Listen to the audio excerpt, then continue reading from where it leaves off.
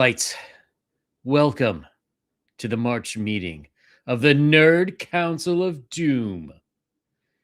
This week, we have many fortunate and unfortunate things to discuss. We have the fate of the world and more. And today, I am joined by the other members of the council from the swamps, from the hinterlands, from the Gators waiting pool, the Dungeon Delver.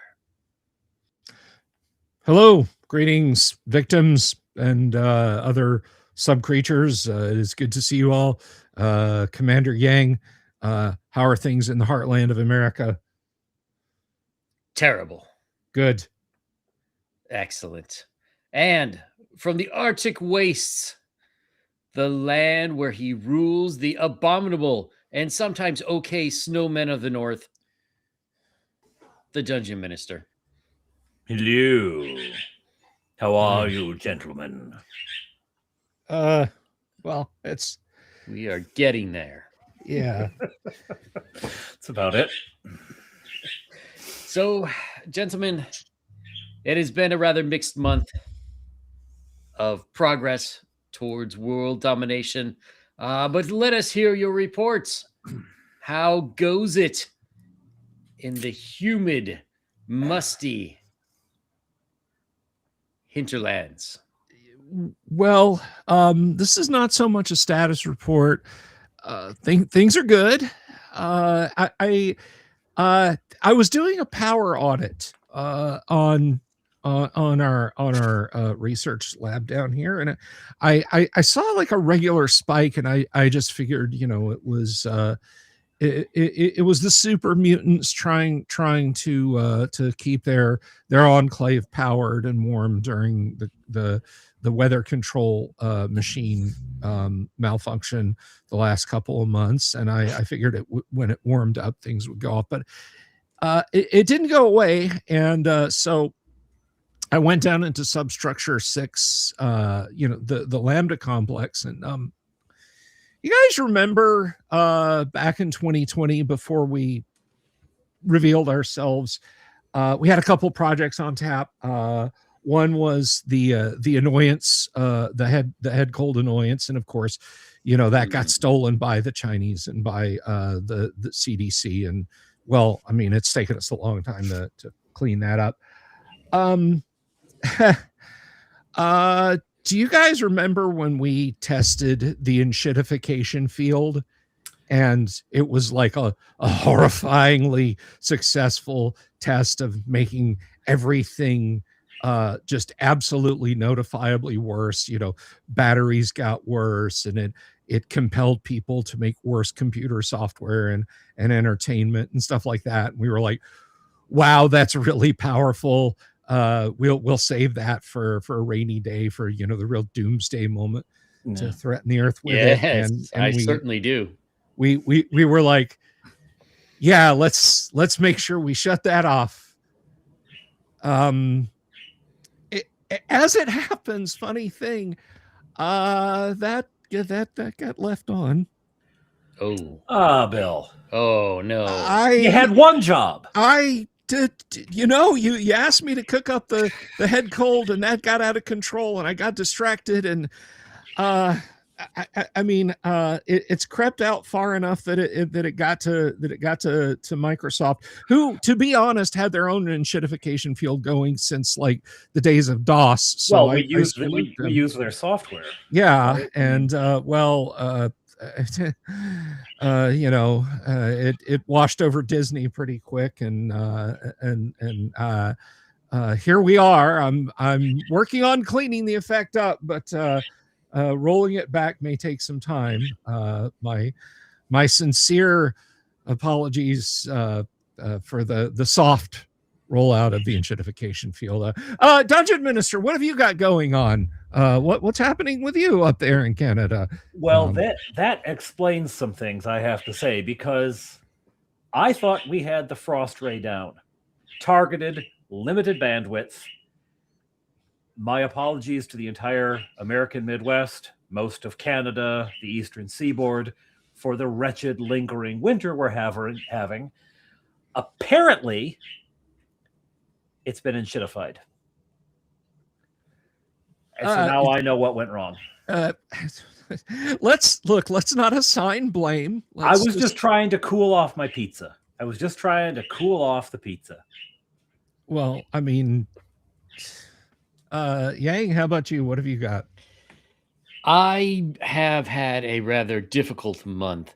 Gentlemen, I think we may have competition. I have been trapped in the most vicious dungeon ever conceived of by man. It is by the evil wizard, IKEA. Oh. I was trapped in there for a month. I could not figure out how to get out. It's a mega dungeon. I know. And it was so comfy. I always wanted to take long rests. And I was disappointed.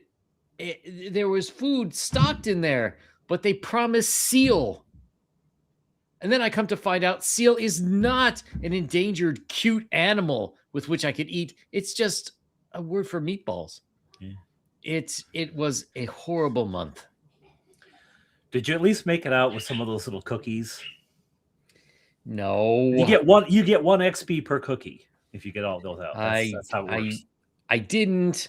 I was supposed to go down, like they had the cool stuff out there, but I had to go down on some shelves and get a flat pack that was too big for my car. I mean, who makes cars that big? Not even in the US. It was terrible. Not anymore, anyway. Back in 1973, you could have bought yourself a good solid iron American car from Oldsmobile or from Buick. You could have put that flat pack and 8 kids without seatbelts, mind you, because that's the way we liked it, in one of those things. I had to get lumber yesterday, and I mean, I've got a Kia Forte, so there was no way. I had 8-foot long, 16-foot wide planking, and like it's not happening. So I strapped it to the top of the car and drove home. And as I went, I realized no one ever taught me how to do this, because I'm Gen X and no one taught us anything. We just sort of figured it out. It stayed on the roof. So. Well, I got good. A lot of weird looks, but did people avoid you like the plague? Well, some people did, but then when driving along and nothing happened, so then they felt okay about it. But I did do the sort of nervous looking up through the windshield move. Well, it's practice for next year at Christmas. Yeah. No. Actually, after Christmas, we have an Epiphany bonfire at the church of Christmas trees. People bring their Christmas trees down, but I also drive around the neighborhood and like, well, there's one, and I'll throw it on top of the car. It was easier when we had a bigger car. You know, I think that would be a great tradition, which I'm sure would quickly have the police called on us down here in the U.S. It's a little too much fun. Oh, Canada's totally against fun, but we do have a burn permit. So, well, gentlemen, it unfortunately has been a rather difficult month. Hollywood, having run out of completely original ideas 30 years ago, has been trying to recycle things that were done 30 years ago and popular. In recent years, we had a Full House redo. We had that 90s show, which I never heard anyone talk about. And recently, there has been announcements of things that they are trying to make happen, i.e. the Firefly reboot. What are the odds, gentlemen? What are the odds? I suspect Hollywood may finally have gotten burned one time too many. And I mean, the ideologues will keep pushing and pushing, but I think eventually you lose enough money and like, no, we are not remaking this only worse. We're just not doing it anymore. It's not the law of diminishing returns has finally caught up with them. Like, no, we do one of these, we're toast. Right. I just think they probably have run out of ideas to steal, which is really sad. Yes. Now the reboot thing really isn't a recent thing. I can't remember if it was called the new Leave It to Beaver or Leave It to Beaver the Next Oh, yeah. Generation. But that was back in the remember that. 80s. Star Trek The Next Generation turned out to be pretty good. Yeah. Well, that was back when they knew how to do things, though. That's true. That's true. I was going to say the Addams Family movies, the old ones were good. The Beverly Hillbillies movies was all right. The live action Flintstones was okay. Nothing terribly horrific. I think that is a commentary on how bad Hollywood is now. That you're saying the Flintstones movie was okay. It was okay for kids. Two words. If you want to argue that was okay, Halle Berry. Well, see, now that makes it excellent. Okay. And Halle Berry in her prime was great. I mean, let's be honest. They've been doing. I mean, film reboots of stuff it's nothing new, and TV show reboots of films. It's not a new concept. I mean, you had the film version of The Streets of San Francisco, and then we got a TV series. Grabowski makes a good point. They're never making Muppet versions. If they would do a Muppet Firefly. Yes. I've been wanting a Muppet Evil Dead 2 for years. That's the way to go. That would be the best use of the Muppets that we've seen in the last 30 years. That'd be ideal. I'm going to say this about Firefly and probably loses a bunch of subscribers and get hate mail, but I liked Firefly when it was called Outlaw Star. And it was an anime that came out like a decade before Joss Whedon discovered that you can mash up Westerns in outer space. So I'll just leave that there. Well, I mean, to be fair, Westerns and outer space do go together pretty well. I mean, George Lucas found that out in 1977. Yeah. That's true. Yeah. That's true. Westerns and samurai movies and World War II movies and Errol Flynn movies all just kind of mashed up together. No. Send it to space. Yep. And send it to space. So Remains of the Day in space. Yeah. Remains of Alderaan in space. Yeah. Got my Remains of the Day lunchbox. Got my what is it? My Dinner with Andre action figures. Yeah, there you go. There you go. Actually, no action.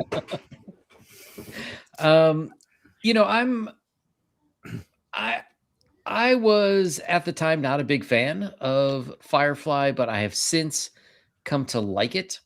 It was not a bad little show, maybe ahead of its time. One of the few that I thought Josh Whedon's snark worked okay in. But that being fresh back then. Well, yeah, that is one thing. Yeah. It and Buffy, and yes, we're going to talk about that, speaking of reboots, in a minute, but it and Buffy and what else? Angel. Now I'm going to be honest, I never watched Dollhouse nor the Sarah Connor Chronicles, so I don't know about those. Those really were patient zero for Whedon's snark, interrupting dramatic moments with, oh God, sorry guys, or guys, I think you're gonna want to see this. The Whedonisms were like so cringe. They were so cringe. Guys, I think you're going to want to see this is getting up there with "Let's get out of here" as overdone movie lines. Yeah. Now the big thing about this to me is that unlike some of the other ones, which we will mention, this is not a done deal. Firefly is not set in stone. This was just the actors announcing that they want to do it and they want to find money for it. And it's an animated version, which I'm okay with. You know, they're older. Wash is dead in continuity. You kind of got to go back and do some other stuff.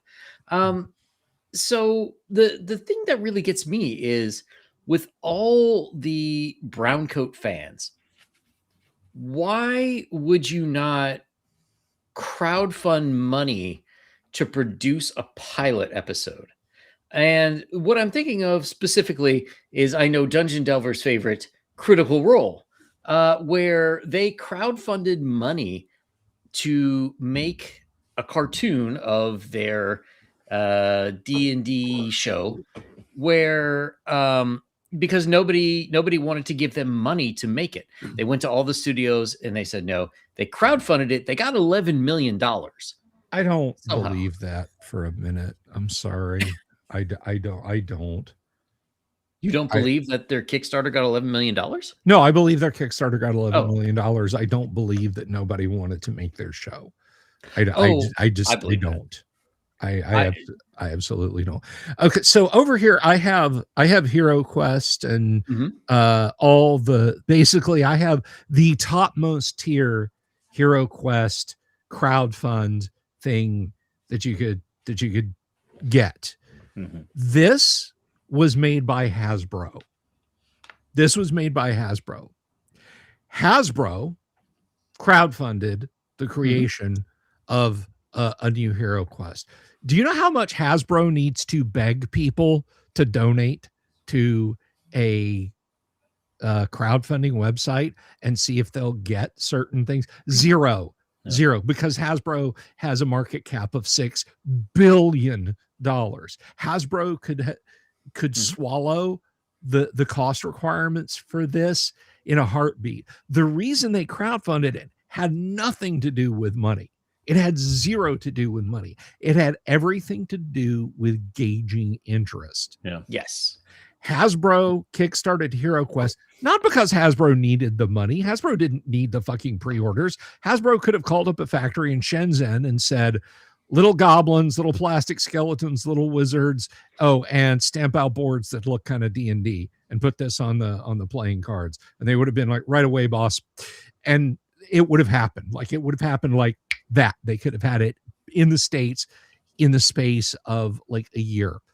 But they crowdfunded it and it took 2.5 years.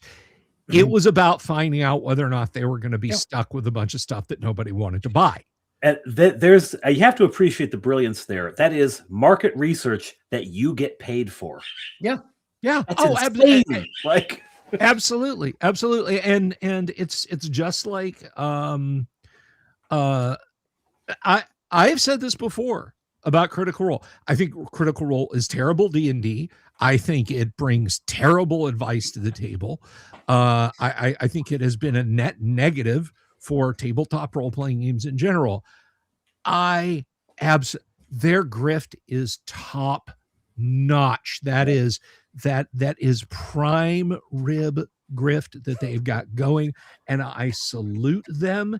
They are out there getting dollar bills, and that is freaking awesome. Just don't tell me it's an organic role-playing game experience or that the Kickstarter for their cartoon was anything other than market research astroturf. I'm sorry, rant off. Go ahead, Yang. I don't know. I don't agree with that. Just because, do you think that Hollywood executives understand live plays and that they understand the people who enjoy watching other people play a tabletop role-playing game? I would say no. And if that's your pitch, like, hey, we played this, like if you and I went into Disney and we're like, hey, we played Gamma World for like 3 years. Let's make this into a cartoon. They'd be like, what the hell are you talking about? I think they need to see a sample of a project first. And in order to do that, you got to get some money to make an episode. And then they might be able to say like, oh, okay, now we can understand what you're talking about. I don't disagree with you, but I do think that while they might not understand what a gamma world is, or even today, as much of a part of the literal human experience. I mean, forget nerd culture, okay? You can say Dungeons and Dragons to an oil pipe worker in Kazakhstan, and I would say you've got like a 40% chance he's going to understand what you're talking about. Yeah, and you got about a 10% chance that he'll talk to you for the next hour and a half about how his fighter rogue paladin is actually I run the leveling up. cleric, you know, and it's like tucked in his like oil stained boiler suit. It's like underneath a parka and stuff like that. You know, he pulls out a folded up greasy piece of paper, and it's, you know, it's a Pathfinder 1E character sheet, and he's got dice in there too. But the point is, it's part of the lingua franca, and while suits may pretend not to understand that, they absolutely understand what X million viewers means. They absolutely understand that. Yeah. So I feel like I don't feel like the crowdfunding was like, well, gee willikers, guys, we want to bring you folks some neat stuff, but we don't have. It was more like, can we prove to the suits that we can get this many eyes on it? But someone said it wasn't made. They didn't want to make it. According to them, I have seen interviews where they said, you know, they shopped it around. Now, these are people who are voice actors in the industry, so they know how to make a pitch and whatnot. And they said, you know, nobody would buy it basically because they couldn't really understand what was going on with it. If they give me $11 million, I'll sit at my kitchen table and animate the damn thing. Yeah. Well, now, in fairness to them, they only, I can't remember what the original ask was, but it was only like $100,000 or something to go over to Korea and get an episode made. And they were going to do all the voices because, you know, they're actors. But they got like 11 million by the end. I'll take 7 million and do it. And they can keep 4 for themselves. Actors' fees. So Bob Jester here says, ding, ding, ding. That's the sole reason why Comicsgate uses crowdfunding. I have to disagree with you a little there, Bob. So Hasbro has really mastered we're going to do crowdfunding for whatever product they're going to do. Like, I think it was last year, they crowdfunded a hardback version of the original Marvel Comics run of G.I. Joe. And of course, that was also to figure out, is there actually any demand for a 40-year-old comic? And there was.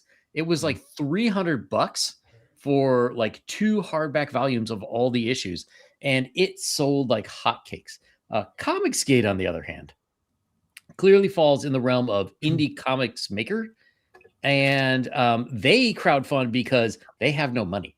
You know, if I'm going to sit here and I'm going to make a comic book, like, not only, you know, usually if you're doing a comic, you have an artist, you have a colorer, you have a letterer, you have the writer, and then you have the expense of getting it printed. You are probably doing 1 to 2. So even if you draw it and you write it yourself, you're probably still going to have to find a colorer and a letterer, and you're definitely going to have to pay somebody to print it. And if you're on the Comicsgate side, most likely you do not have money. And that's why you crowdfund, because you need money in advance to get those things done, which is how most indie, you know, not just in the comic industry, but also in the tabletop industry, like, people crowdfund ahead because they need money for artists. If you're getting a print product, they don't have the money to go print up, you know, 500 to 1,000 volumes of, you know, their book. They need some capital infusion first.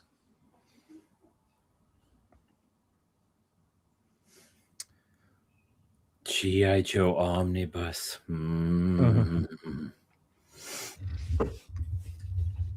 Old G.I. Joe was fantastic. It was. I remember the training of the one where they kind of did a retrospect or a flashback to the training of Snake Eyes and the soft master and the hard master, and they revealed that he and Storm Shadow kind of went through it together, and yeah, that was awesome. I remember the old days. And we found out Cobra Commander used to be a used car salesman. Yes. And Spigoo. Who was Spigoo? Spigoo? Yeah, it's minor character, but I remember Spigoo. Anyway, doesn't matter. But getting back to it, TV shows that did not make it, Buffy, was just revealed that their proposed reboot has been shelved because someone didn't like it, didn't get it, apparently.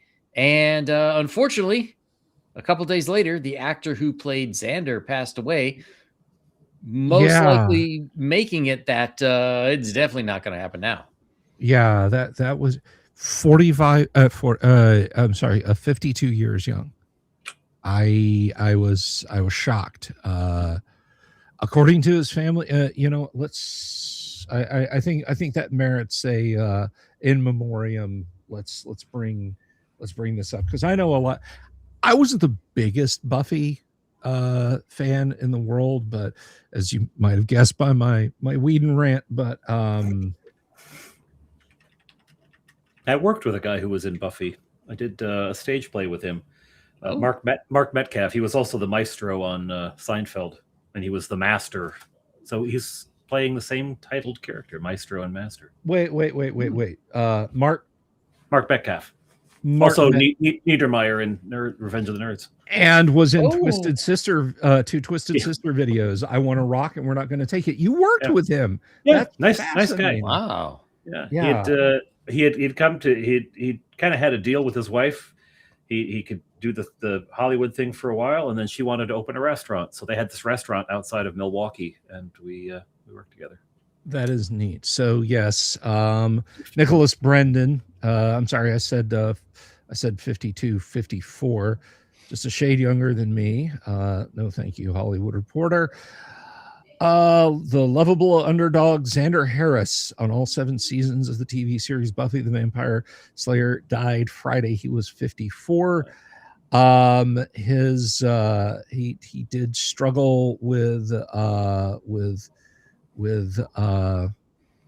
some psychological issues.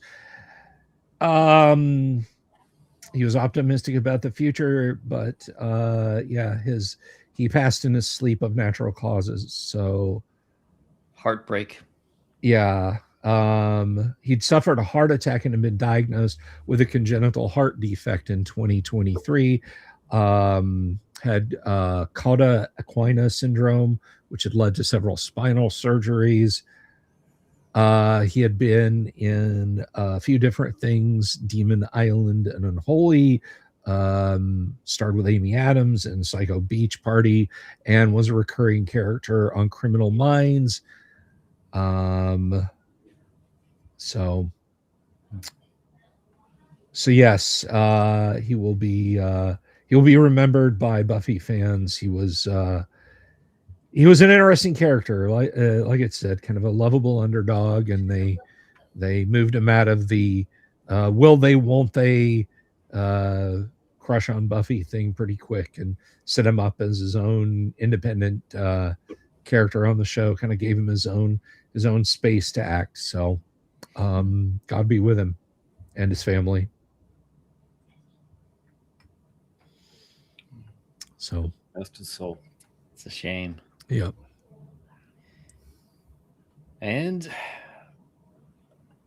I hate to say it, gentlemen, but there's perhaps an even bigger star who we have unfortunately lost. Someone who has been,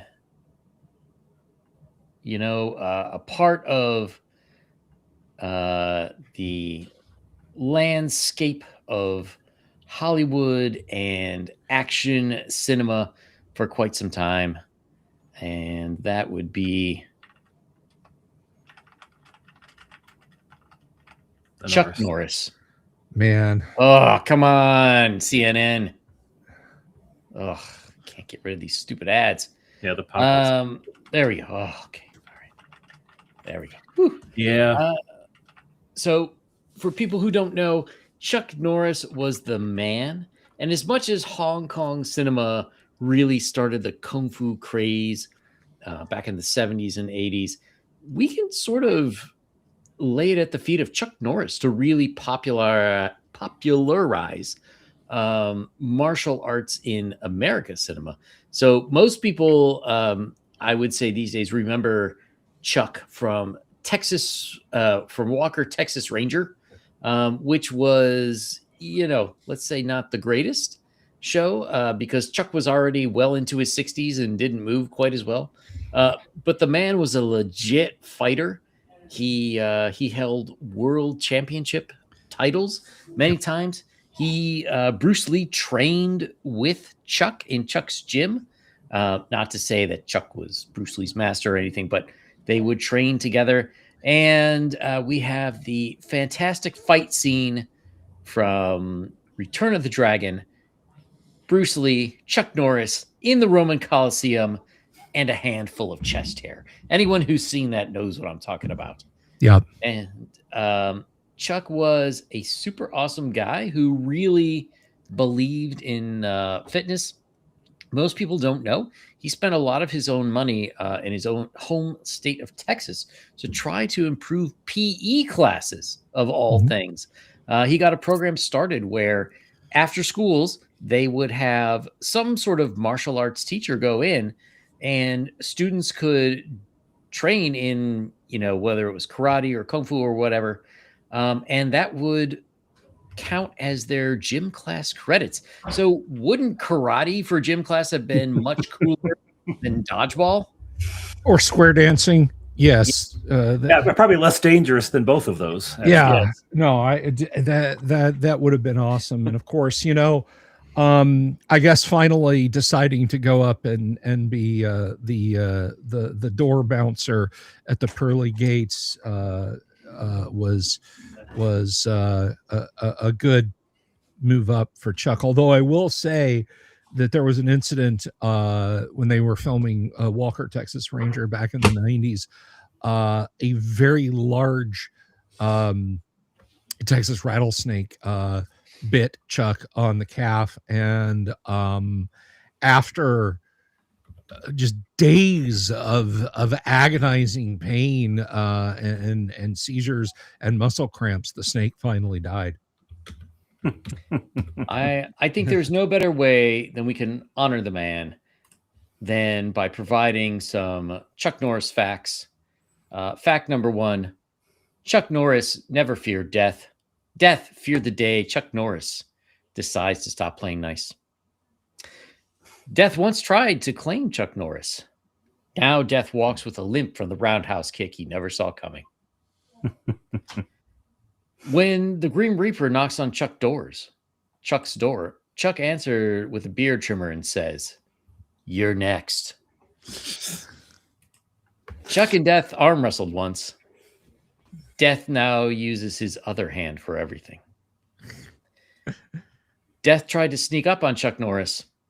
Chuck turned around, and Death has been hiding ever since. Chuck Norris once beat Death in a staring contest. That's why they call it the Dead Eyes. Death doesn't take Chuck Norris. Chuck Norris takes vacations from being immortal. One time, Death challenged Chuck Norris to a duel. The duel is still scheduled for next Tuesday in 2078. Chuck Norris killed Death, then brought him back because it was too easy. And the last fact is, Death killed Chuck Norris 20 years ago, but he only just now got around to telling him. How about Death checks under his bed in case Chuck Norris is under there? Chuck Norris didn't die. He's waiting. We thank you, Chuck, for your many years of making us appreciate ass kickery, beards, and stupid memes. And I have to say, it's pretty cool that Chuck, like when the Chuck Norris jokes came out, he really didn't seem to understand them. Like, why are people making these jokes about me? But he quickly realized, unlike most spoiled celebrities, he's like, well, these are kind of awesome. Yeah. Well, I have a vague recollection that when the first Chuck Norris facts book dropped, there was like a fake quote from him or something in there. And apparently, much to the relief of the author, his legal people reached out rather than Chuck himself reaching out.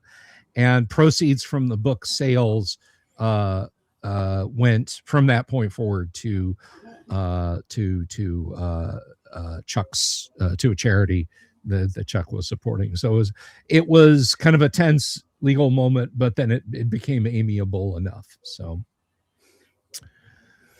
but yeah, he will absolutely be missed. Yeah. There needs to be a Chuck Norris tribute in the Barrens ASAP. Any World of Warcraft fans will understand that one. Ah, okay. I was wondering what that was. I played WoW for about an hour once, maybe 18 years ago. So that sort of went past me. He pushes the earth down. Yes. That's a good one. That's a good one. Well, rest in peace, Chuck, or at least rest, please. Yes. Well, gentlemen, I believe Jeff came for Chuck Norris. He took his job. Oh, there was some. It was Fleetwood on the other side of the room muttering something about Chuck Norris. Oh, okay. I thought Chuck was speaking to us from the beyond. Chuck Norris becomes death.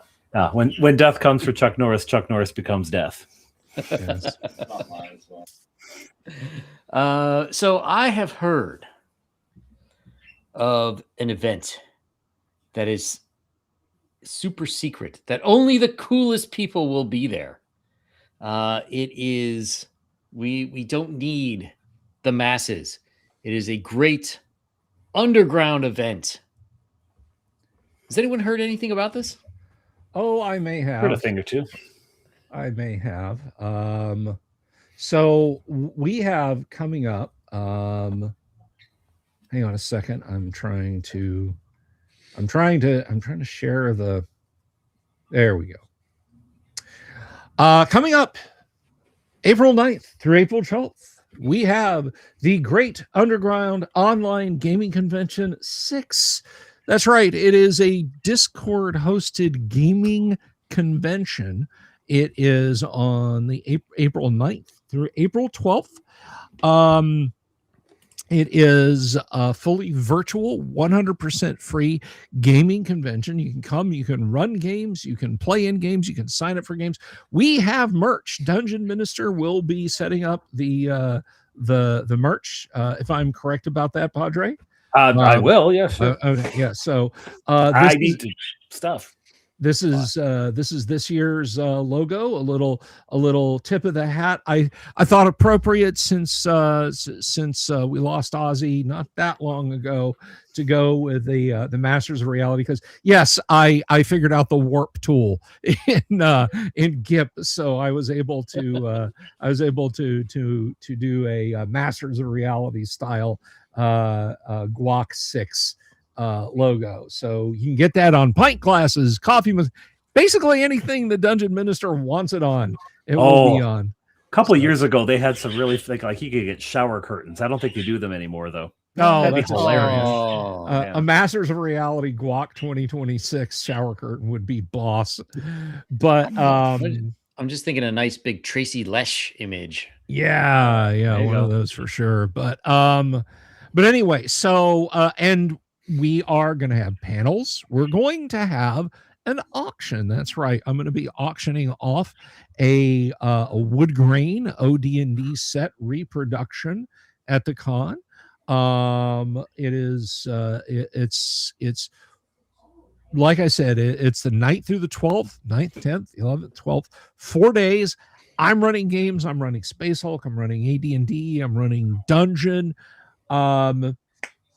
And it's going to be a lot of fun. I think Dungeon Minister is going to run something. I'm running a Beck Me game. Yang, or are we going to get some? Are we going to get some? Come I on. would love to, but unfortunately, I had hired 2 other authors to produce some adventure modules for me, and they have both dropped out. So Well, that's not me. no, no. I'm slow, but I'm working. I'm working. No, unfortunately, so those are a little bit behind. I'm still trying to finish up the old campaign guide, get it out to print this summer. So I have I'm trying to find some people to do it, or I will write them myself. I don't know, but I won't have time to actually write anything until the summer. I see. I see. Well, I you mean, can at least come in game. You can at Yeah. least come in game, right? Yeah. So we will and we've got panels. We actually have panels, just like you would have at a real convention. Author Alyssa Hazel, author and artist Sky Hernstrom, Eric Garland and Heidi Gygax Garland, Richard Witters, Tracy Lesh. We have got a great set of panels this year.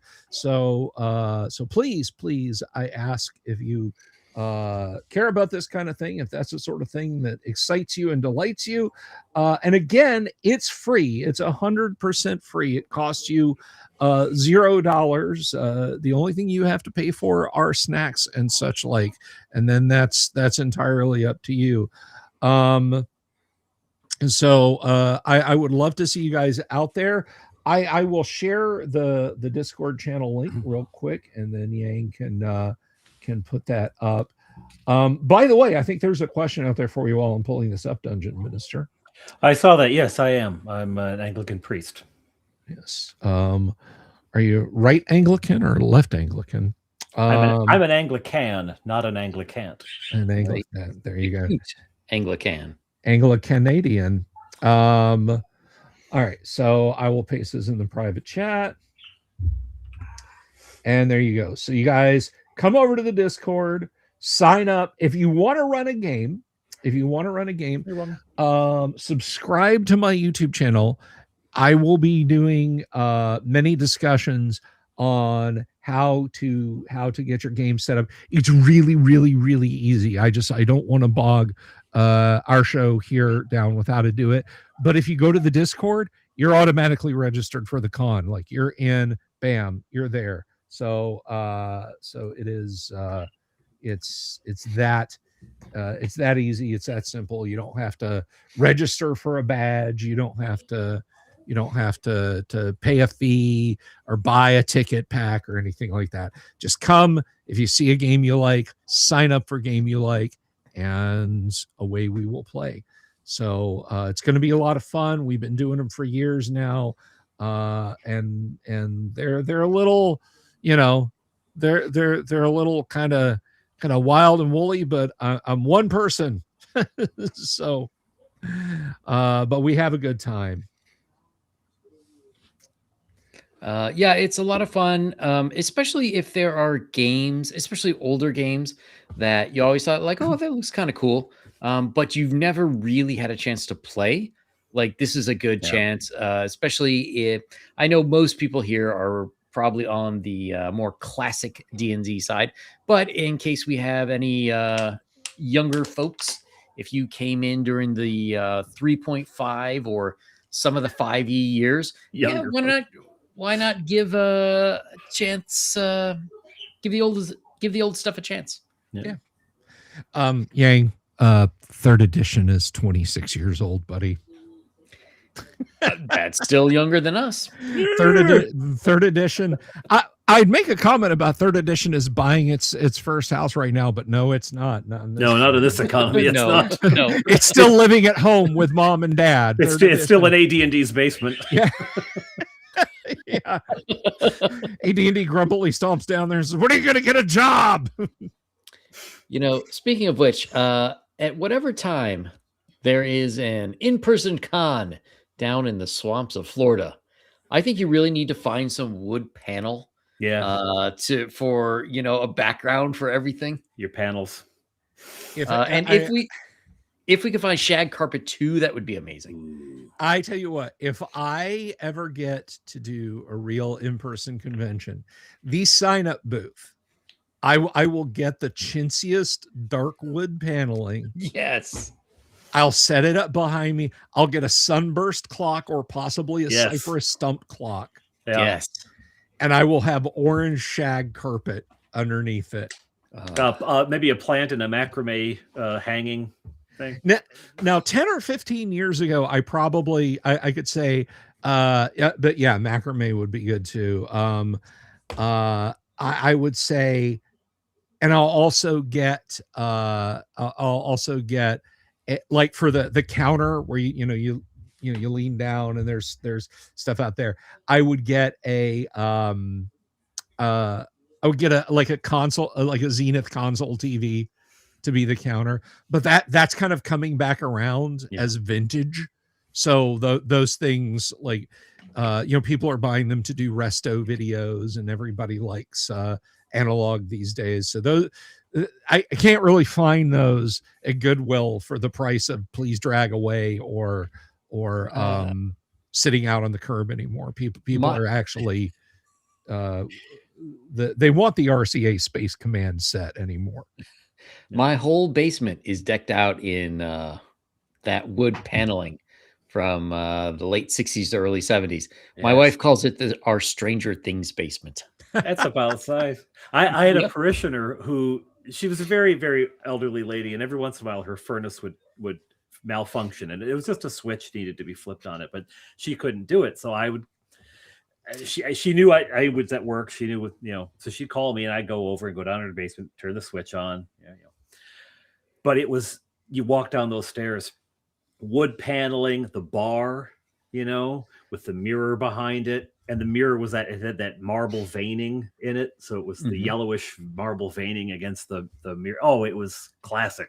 And there were the bottles, the empty bottles of booze shaped like things, like the pheasant. You take the head of the pheasant off and pour the booze out. Yeah. Just vintage.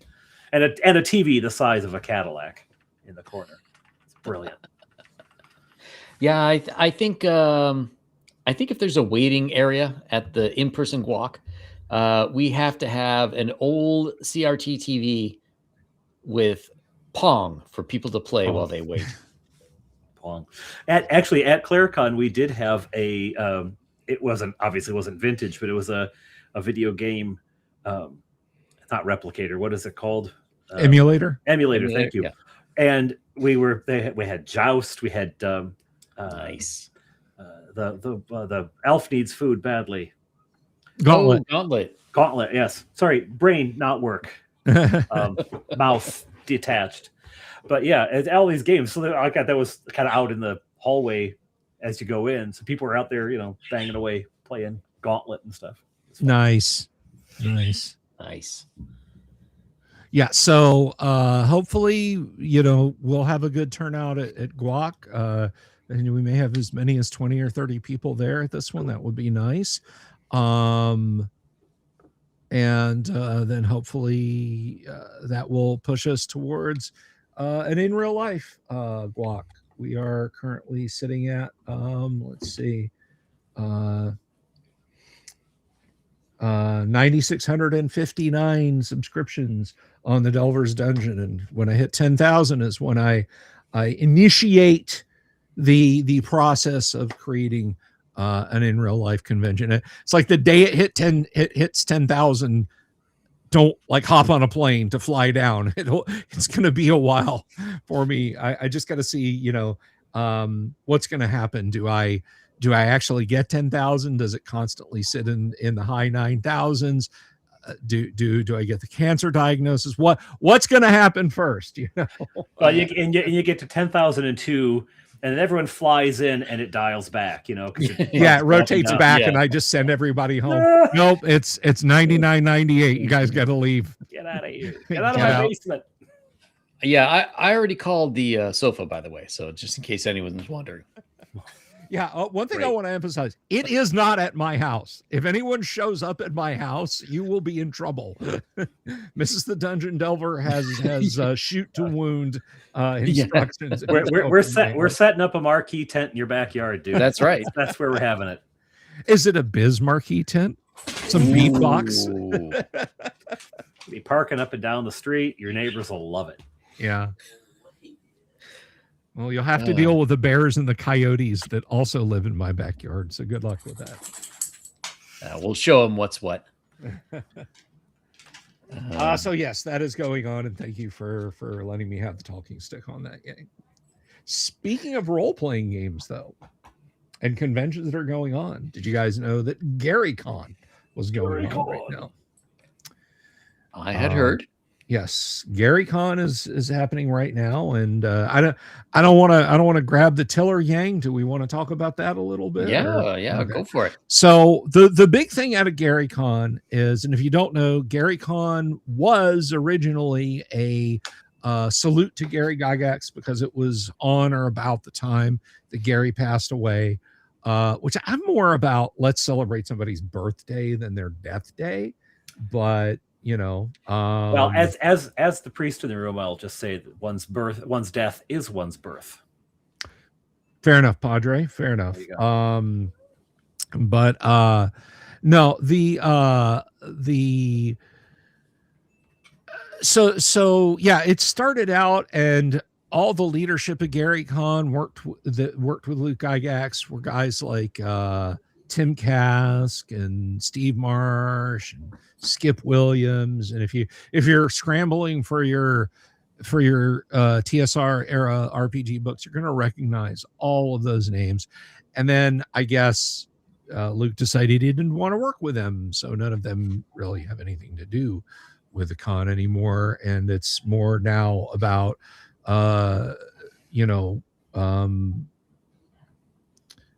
what I'm about to say is going to be extremely controversial with some people and sound kind of unkind, but it's kind of Weekend at Bernie's, the whole old school aesthetic rather than exalts it and holds it up. And I found that out in 2018 the hard way, but we can have that discussion later. So Wizards of the Coast, of course, has jumped in and done stuff with Luke up there. And so the biggest news to come out this weekend out of it is that apparently Luke has decided, or Wizards of the Coast and Luke have partnered and decided that he is now the voice of authority, and that that whatever AI slop Game Pass version of D&D is to come next, Luke will be the overlord of Greyhawk now. He will give it old school cred, and we're getting Greyhawk, and I've seen the Greyhawk that Wizards of the Coast has offered us in the earlier and shitified D&D 2024, and I don't want anything to do with that. And you might say, well, Luke has said he's going to bring his dad's Greyhawk back. Luke has also said that he's going through Castle Greyhawk and stripping out the traps, and nobody wants slide traps or teleporters or spike pits. Those aren't fun. People don't like those, which tells me he's not really going to be doing anything on the new D&D for me. He's doing it to pander to the people who want the iPhone iteration version of D&D, whatever comes next, and people falling all over themselves saying, oh, but Ed Greenwood said he was gonna, and there's rumors that this, that, and the other.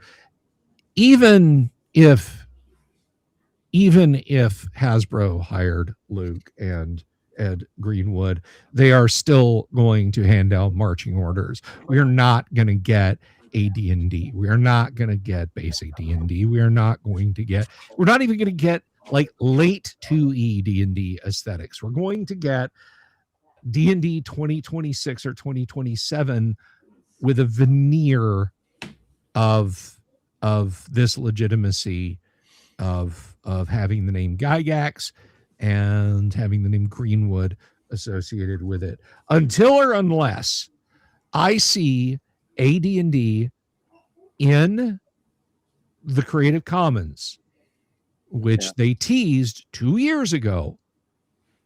until I see that, then as far as I'm concerned, Wizards of the Coast, Hasbro is completely unserious about anything old school. Because if I still have to live under the fear of the legal Death Star being parked over my house because I want to actually publish something that says AD&D and not the most popular fantasy RPG of the 80s. Oh, that'd be me though. On the I will drive to Canada and I will say hello to you. You watch out. I will drive up and I will say hello. And I will come home. But anyway, no. You know what though? I actually did a YouTube short about this. And this should fill you with pride, Dungeon Minister, that Mentor Basic is the most worldwide popular version of D&D. It is the most translated because it uses the most simplistic language. I'm friends with many Japanese D&D players on X, and like they love and play first edition AD&D, but they have translated the books themselves. Right. And it's a laborious process translating High Gygaxian into written and spoken Japanese. Whereas Frank Mentor spoke again, he designed a very Kmart toy aisle friendly version of D&D. And I'm not saying that as an insult. I'm not saying that as a bad thing. It's just a simpler system. It's a simpler system with more straightforward language. Yeah, precisely. Exactly. It also has the cover art that is probably the most iconic image from the whole series, right? I mean, that red box cover, that's the one. Yeah. And the other, the art has been fabulous, throughout the 70s and 80s. Is all good stuff, but like that one is the one everyone knows. Yes, and I mean, she is such a beautiful warrior woman fighting that dragon with those enormous muscular thighs. That's not on Elmore. That's not on Elmore. No. You know what Elmore's women look like? I mean, he was famous for drawing women, and that is not a woman. And it's what Elmore was famous for in women is two words: Stevie Nicks. But with enormous eyes. With enormous eyes. Exactly. Their eyes were enormous.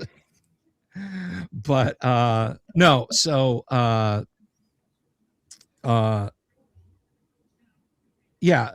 so it is the most popular version of D&D that was out there, but I don't believe and I don't trust in Wizards of the Coast, and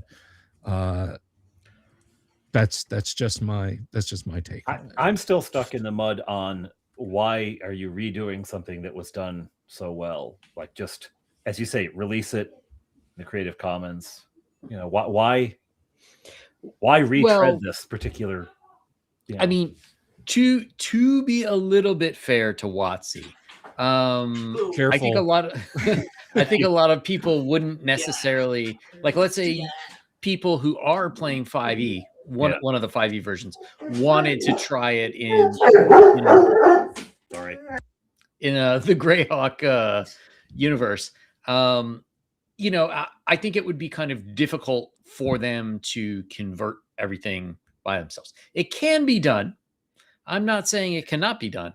I'm just saying it's probably more effort, and not being familiar with 1E, it kind of hard to make things mesh by themselves. So I think that perhaps that is one reason if you wanted to play Castle Greyhawk in the current version of D&D, it may be better. Like, assuming we didn't take out traps and like monkey with that kind of stuff, it would certainly be easier for people if they already had a pre-converted book.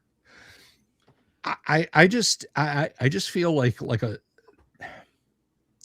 it isn't that hard to sit down and spend an afternoon or two going through classic D&D and saying,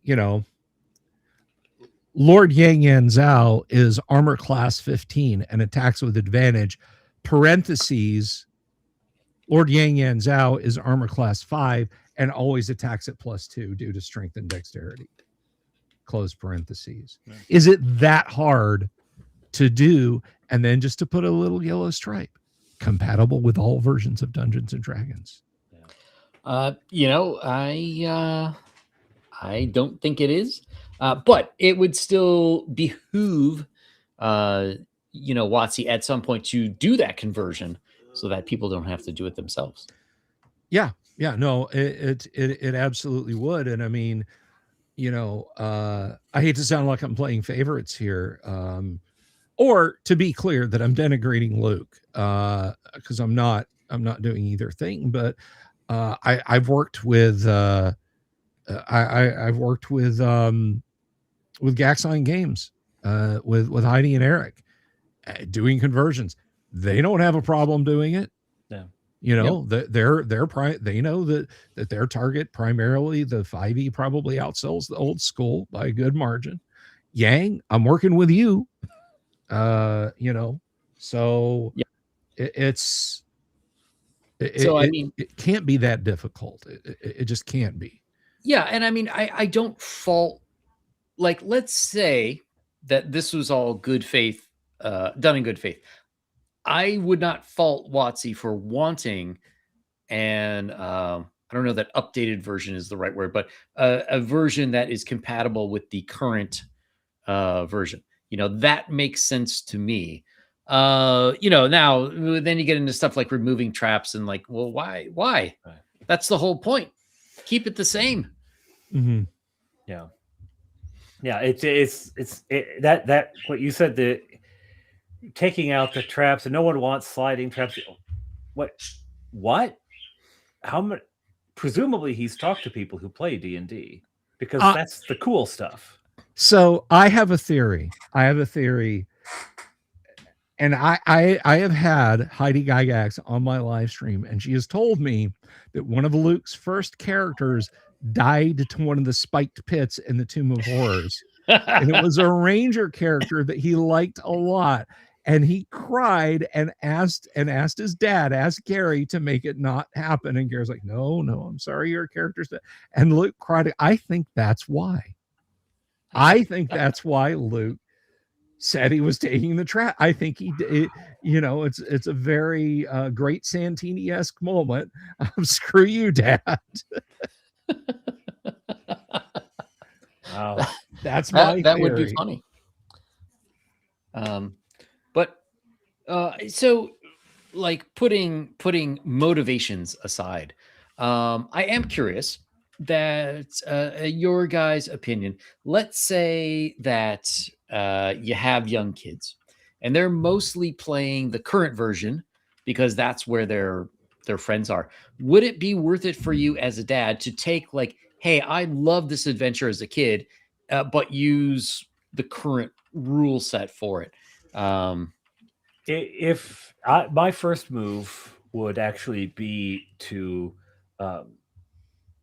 set up a rehab situation with copies of the old school's books, and to attempt to cleanse their souls.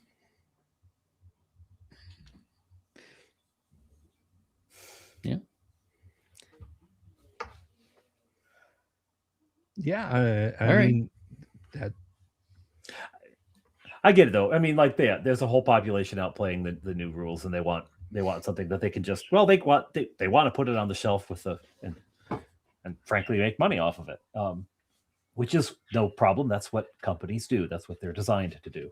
So I get it. But for me, if you're going to do that, then do it and adapt the adventure and make a new version of it. Don't adapt the adventure and make it into something that it's not and never was, right? I mean, yeah, because they're not going to be offering Greyhawk.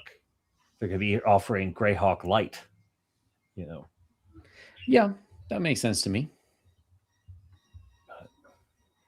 Yeah, and I mean, again, in AI slop D&D, which I know that's a few more syllables than D&D 2024, but I think it's more accurate.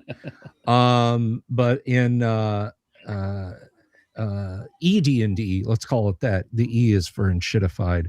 In ED&D, I've seen, again, you know, the changes that they've made to Greyhawk as mentioned in the ED&D 2024 Dungeon Master's Guide. And that's just not something I can trust with Greyhawk. I mean, I'm sorry to keep going on like that. I remember when 4E came out, and they were like, there were questions. People said, you know, because there was, as much as I wasn't a fan of it, there were people who could draw a straight line from their first edition AD&D games up through third edition. You know, campaigns that ran a really long time, and they said, wait a minute, you guys got kind of optional with these new elves, these Eladrin, which was like how GW said, oh, they're not space elves, they're Eldari now, because we can copyright copyright Eldari. Yep. We can't copyright space elves, you know. But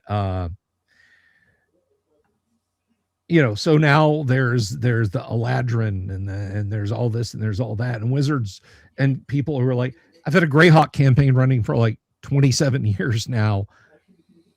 You're telling me this is now core rules?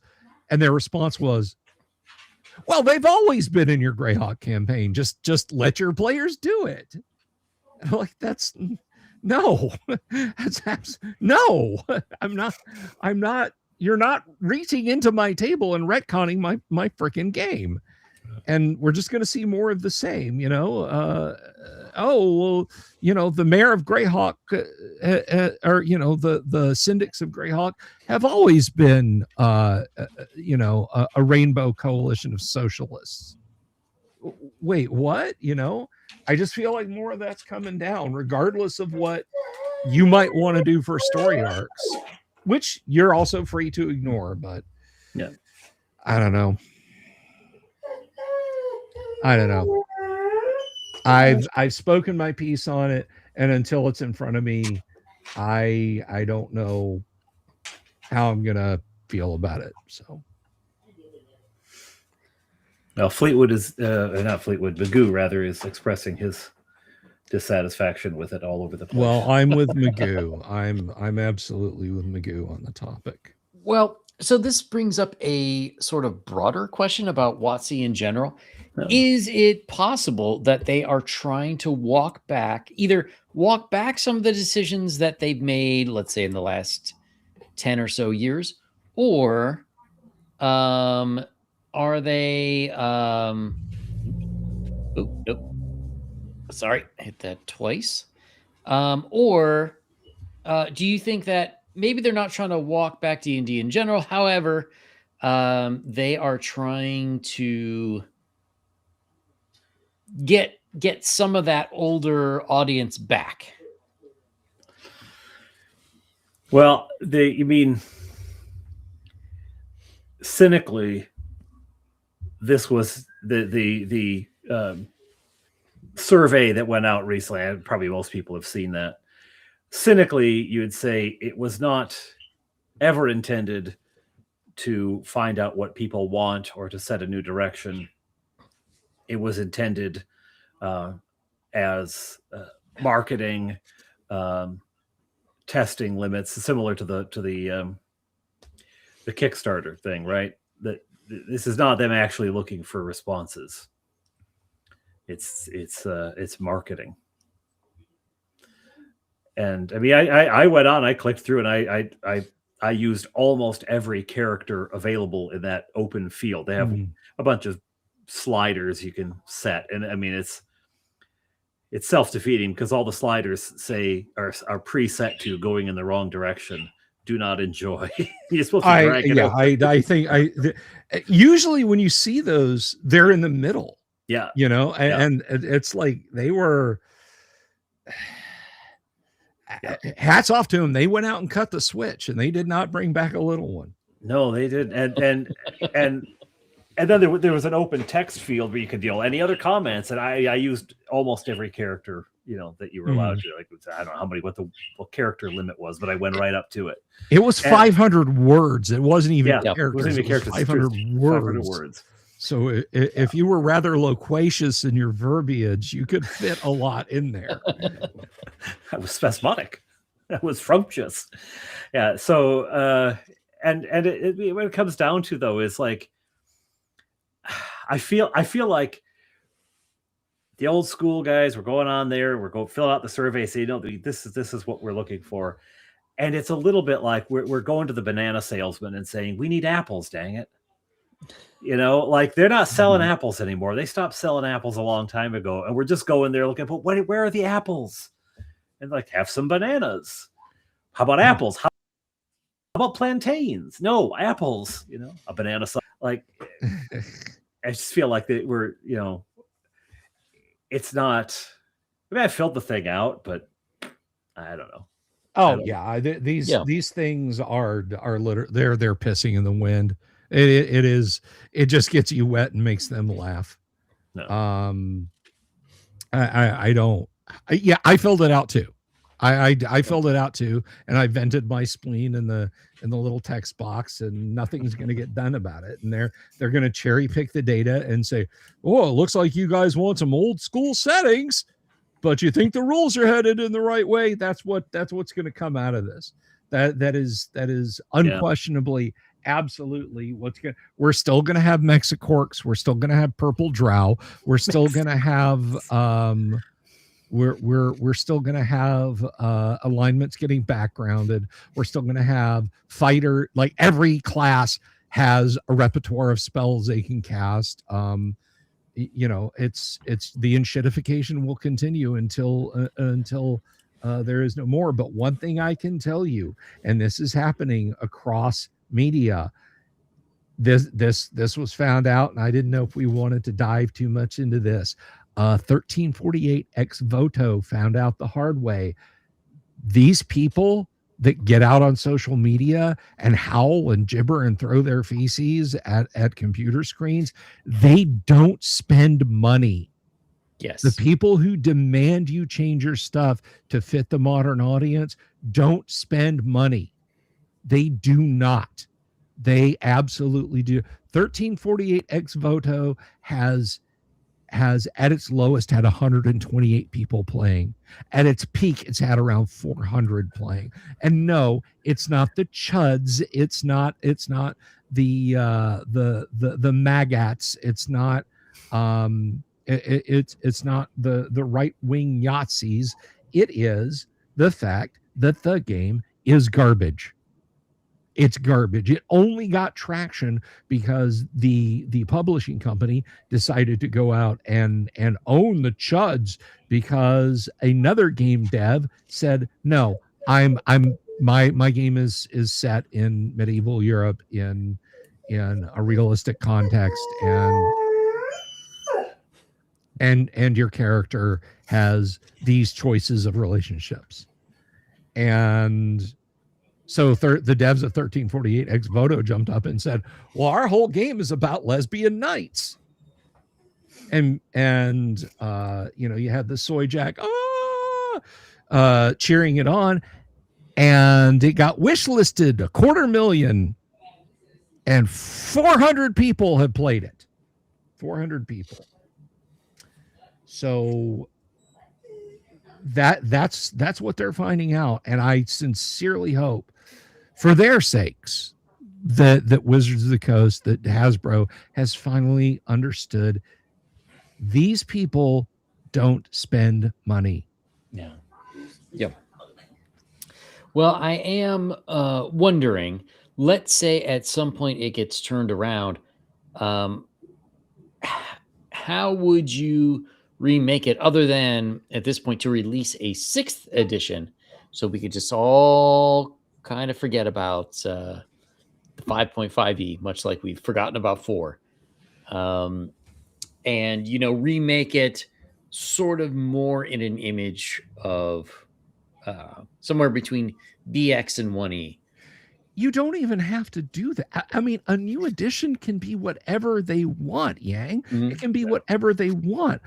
All they have to do is stop treating classic D&D like it will give you cancer.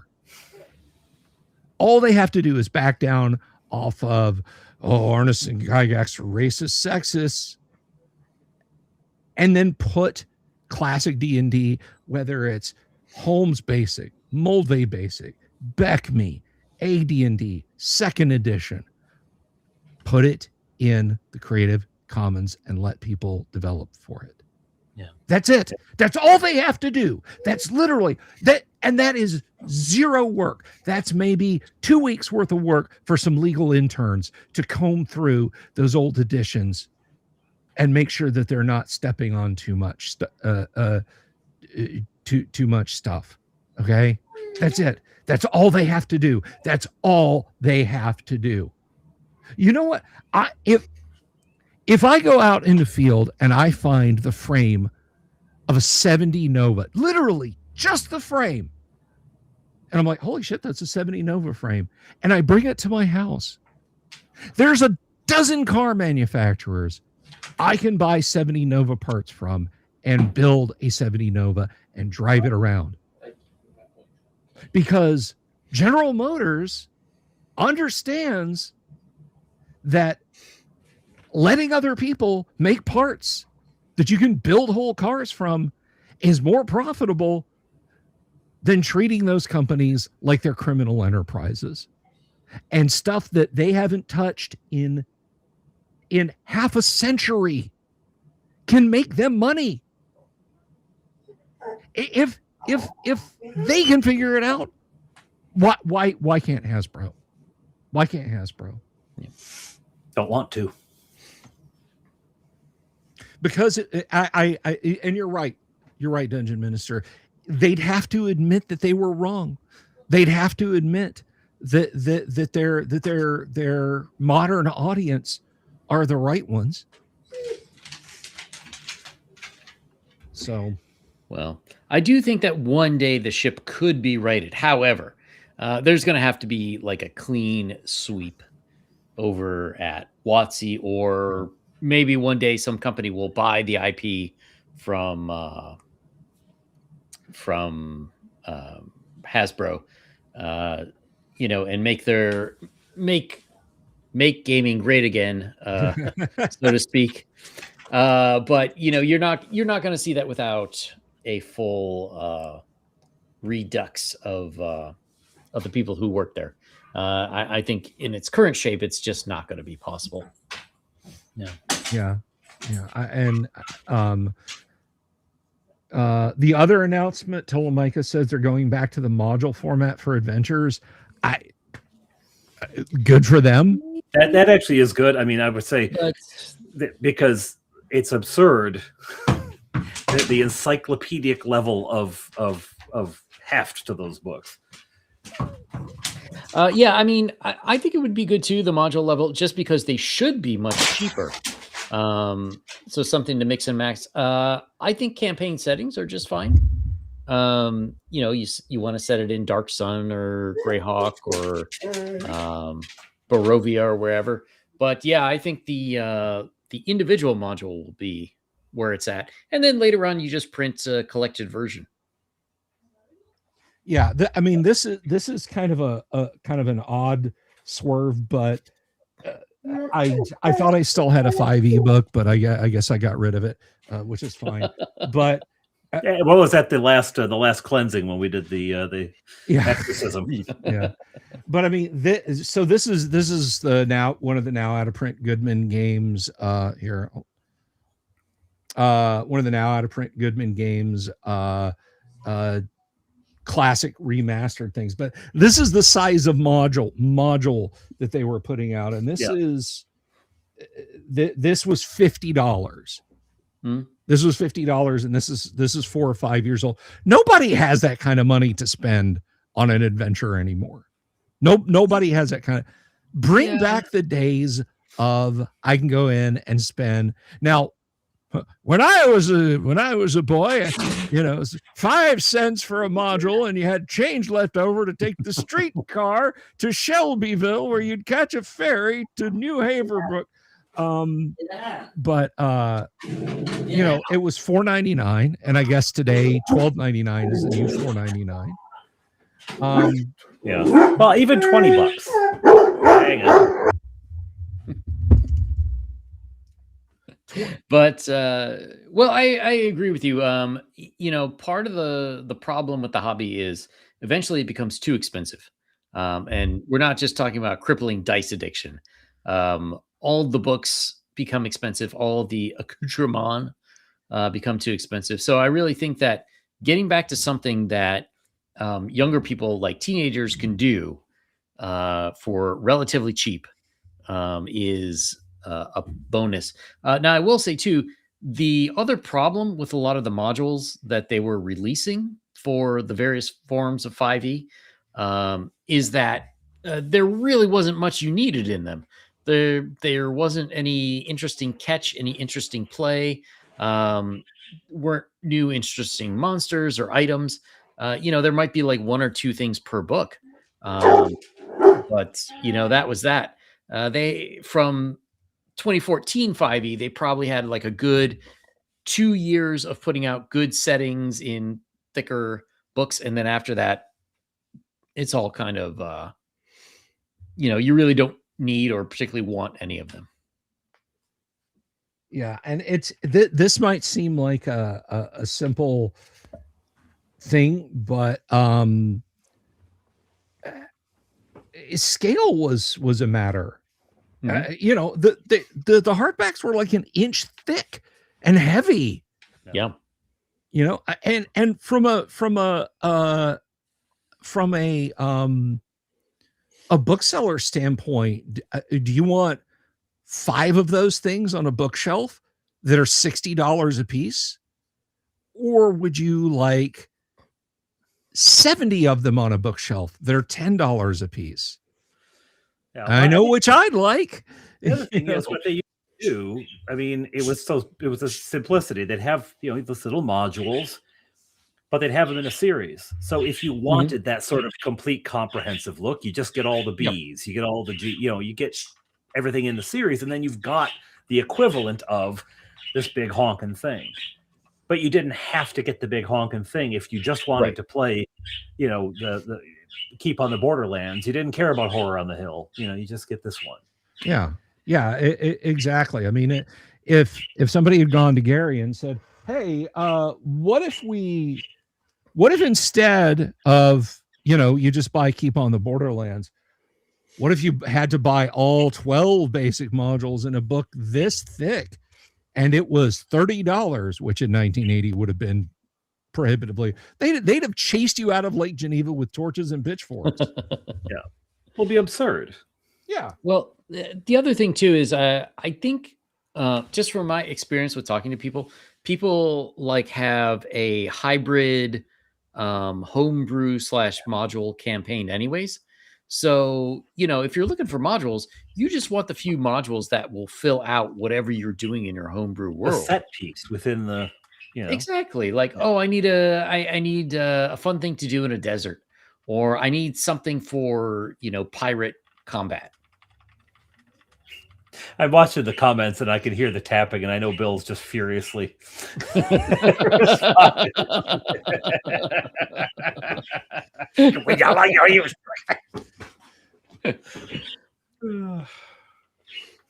No, it feels to me like, I mean, the bloat for the sake of bloat, right? And I get, like, you know, when you get one of those old school modules, it would have some new monsters, a new magic item. That was great. It was fabulous. Yeah. Mm-hmm. In addition to the adventure. But there would be like maybe a page of new monsters. So 3 or 4 of them. Because, of course, the stat blocks were like that. You didn't need a page and a half to talk about a goblin. It's like that much text and go. Hands up. Who had to hide the Kelpie illustration from their folks when you bought your copy of White Plume Mountain? Yeah, what are you looking at? Nothing, Mom. You read that encounter and you're like, hell yes, I'd jump in the water where she was. What do you mean? You're 12 years old and already going, I've had a good run. You know? But no, and then as I say, it's more adaptable, it's more flexible, it's certainly doable. Kid with a paper route, every week or two you could buy another module, right? Yeah. But I mean, I had a very small paper route, so it took me a few weeks to build up to that. But I mean, it was within reach. Now, this is like Christmas, birthday, stack of books, and that's about it. Yeah. And I mean, if you go with a module format again, and they want to do that idiotic seasons form, which I can't even. Anyway, but you can swap up your pack-ins, and that's what TSR did it. The original sets from the Holmes Basic, it was no module, Dungeon Geomorphs, Monsters and Treasure, and rule book. Then they said, okay, here's In Search of the Unknown. Then they said, okay, here's Keep on the Borderlands. That's something Wizards of the Coast could do. They could say, hey, here's the new pack-in module, So I should probably not give them ideas. No. Well, you say it like they're going to take them. Yeah, granted.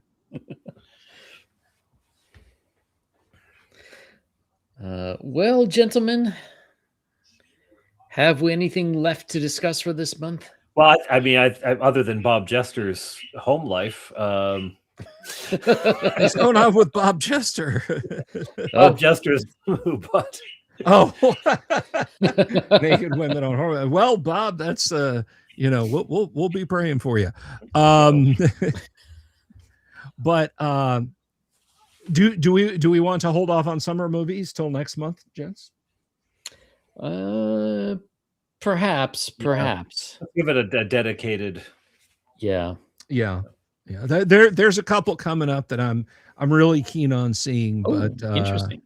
Yes, I actually last summer I was like, I wanted to see Nobody 2, which I ended up not seeing because that came late in the season anyway. Things got really busy for me around September, and just stopped a couple of weeks ago. But there's actually 2 or 3 coming up that I do want to see. But let's talk about those next time, and that'll give me more time to try and shut off the enshittification generator. It's spawned its own crappy battery charging station, gentlemen. Oh. So all right. So I have nothing else. So everyone, if you would please, if you are watching on another channel, go to YouTube at the Nerd Council of Doom and give us a sub over there. And next month, let's see, you said starting on the 8th, April 8th is the April 9th, the 9th through the 12th. You can hang out in the Discord anytime you want, but the actual con starts at 4 p.m. on the 9th is when I've got my first game going. So yes, so April 8th, hang out in the chats so you get the good seats, and April 9 the games will start. And Grabowski's already there. He's camping out. And we will see all you guys next